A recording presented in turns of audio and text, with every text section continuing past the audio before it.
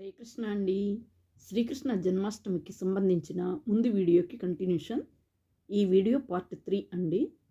ఇక ఆకాశవాణి చెప్పిన ప్రకారం మగబిడ్డ పుట్టాలి, ఆడబిడ్డ పుట్టిందని, తన వల్ల కంసుడికి ఎలాంటి ప్రమాదం ఉండదని దేవకి తన అన్న అయిన కంసుడిని ఎంత బ్రతిమాలినా పట్టించుకోకుండా చంపడానికి ప్రయత్నిస్తాడు.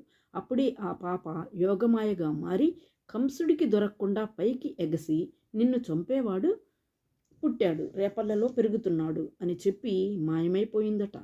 మరొక వైపు రేపల్లెలో నందుడి ఇంట మగబిడ్డ జన్మించడంతో రేపల్లెలో పెద్ద ఉత్సవం జరిపించారట.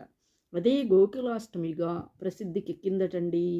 మనం వేణుమాధవుని ఆశీస్సుల కోసం ఏమి చెయ్యాలి అంటే శ్రీకృష్ణాష్టమి రోజున కన్నయ్యకు వెండి వేణువును సమర్పించాలట.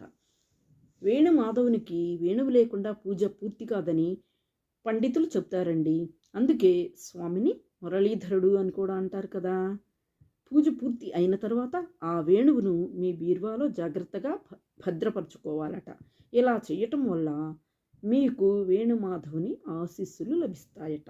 జన్మాష్టమి రోజున కన్నయ్యకు ఎంతో ఇష్టమైన వెన్నను నైవేద్యంగా సమర్పించాలటండి.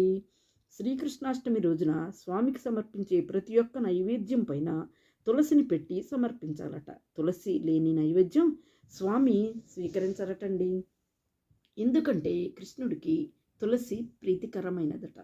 ఈ పండుగ రోజున స్వామికి తులసిని సమర్పించడం వల్ల మనకు కన్నయ్య అనుగ్రహం సులభంగా లభిస్తుందట. అదేవిధంగా కన్నయ్యకు ఇష్టమైన మల్లె పువ్వులు, పారిజాతం లేదా దేవగాని పుష్పాలను సమర్పించాలట. వీటిని శ్రీకృష్ణుని పూజలో కూడా వాడవచ్చటండి. శ్రీకృష్ణాష్టమి రోజు శ్రీకృష్ణ దేవాలయానికి వెళ్ళి సాధ్యమైనంత మేరకు ధాన్యం, పండ్లు, బట్టలు కూడా ఇతరులకు దానం చేయవచ్చటండి. సర్వే జనా సుఖినో భవంతు. హరే కృష్ణ.